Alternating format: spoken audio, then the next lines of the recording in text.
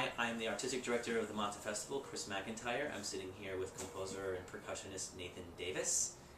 He is a 2010 Mata Festival commissionee. He wrote a piece for the Calder Quartet from Los Angeles, and they'll premiere the work on Tuesday, April 20th, and I have no idea how to pronounce the title. Skship. Say that one more time. Skship. And maybe we should, I guess, start with that. Okay. Sure. The title is 2 words in Polish. Yeah. And it literally means the chests that creak, or the creaking of chests. Skshen is like a big box, probably a box with something interesting or special inside it. And skrzypce is the Polish name for the violin. Ah. It's kind of funny. The violin in Polish is literally called a creaker, while the viola and the cello get these nice, Wow. names Like like you would a little expect. switcheroo.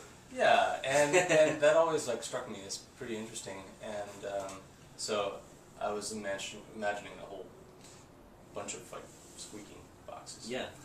I mean, I thought it looked Polish to me, and I went to Google Translate and didn't know what to do with it. So. And also, we're close to Polish Brooklyn here, so there's some nice, I don't know what that is, interconnectedness somehow. And so the piece itself, I've only seen it. I haven't heard it. Obviously, nobody has except for the players. Yeah, right, exactly.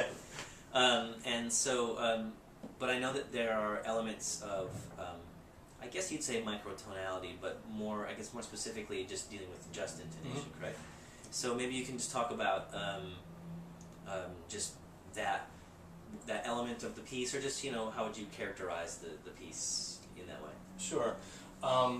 Like some of my other pieces, this piece is microtonal in that it's not tempered, but I'm using it in the context that you always know there's always a sense of diatonicism, and there's always a sense of actually tonicism. Okay. So all of the microtonal pitches are actually overtones or transpositions of overtones of the open strings of the quartet. So in technical terms, some of the pitches are the same as you would have in a tempered scale. The third is a little bit flat. The fourth is a good bit sharp. It's a quarter tone sharp. And the seventh is way flat. So these begin the piece.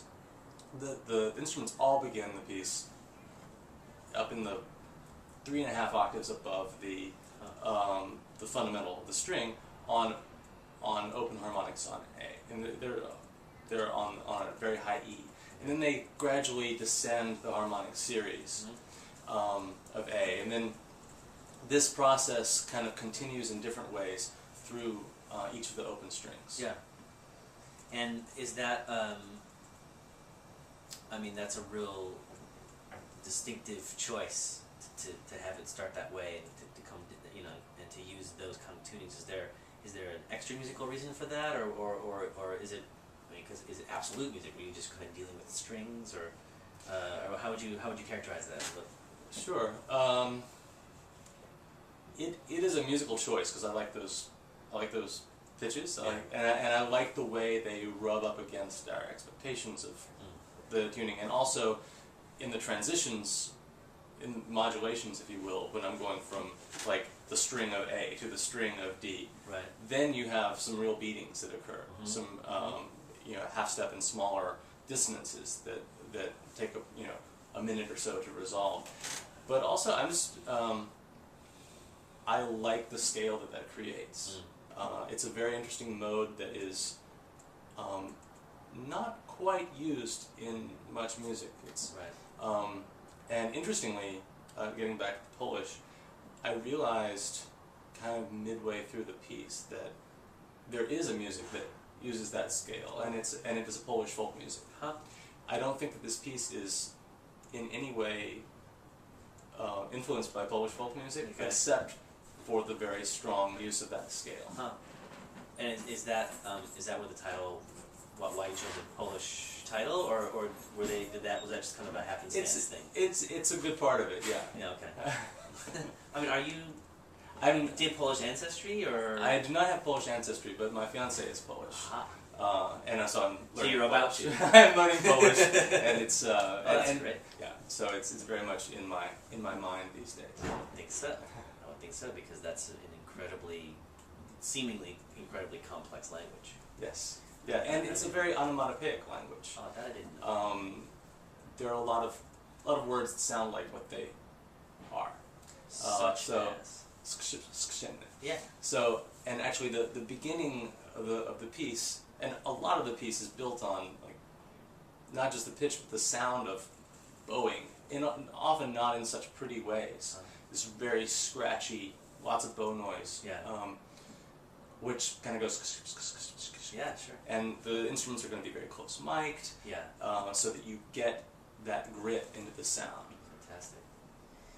I mean, I'm very excited to hear this piece, as I know you are too. I mean, that's one of those things about being a composer that I think probably most non-composers can't really wrap their heads around, which is you actually don't know exactly what your piece sounds like Yeah. while you're writing it. I mean, I don't care how fantastically tremendous samples become. I mean, I don't know. I was having conversations with somebody recently who was saying how scary some of the sampling is getting now. But regardless, you know, like this kind of a piece in particular, where there are these things that go far beyond a typical. You can't really recreate this in a computer setting so easily, if at all. You really don't know what the piece is until you hear it. It's scary. Yeah. It's a little scary. I mean, it's not like I'm gonna pee my pants scary, but it's it's like like there's a certain amount of anxiousness. Just to say it again, that's the 20th, April 20th, because there are other nights in the festival. Just as you know, because you're probably on our website right now, but just to say that with the Calder Quartet. So. What I know you're very busy right now, or you have been, anyways. I mean, I'm only assuming it's continuing. What are the other things that are on your desk presently? Right now, I'm writing a piece for the Timetable Percussion Trio, which they will be playing 2 months later at the same venue. Oh, actually, Le Poisson Rouge, and this piece is it's going to all be for cymbals. Oh wow. Nice. As a percussionist myself, I like to write for very compact setups, and I've done a series of pieces for percussion now, with and without electronics, that just use one instrument, or multiples of one instrument. So the one piece is for triangle and electronics. I heard that piece. I probably submitted it. Yeah, well, yeah. And there's another for frame drums and electronics, and this is the cymbal one. Yeah, I've also heard the Mbira piece, Mbira Electronics, because it was on a Mata show. That's right. And also, you're involved with International Contemporary Ensemble, and I know they're very busy too. Absolutely. You're a busy man, and it's all good. It is good. I mean, it's a very New York career you're having, it seems to me. So again, it's April 20th. With the Calder Quartet, there's other pieces on that program that are also going to be really fun to hear.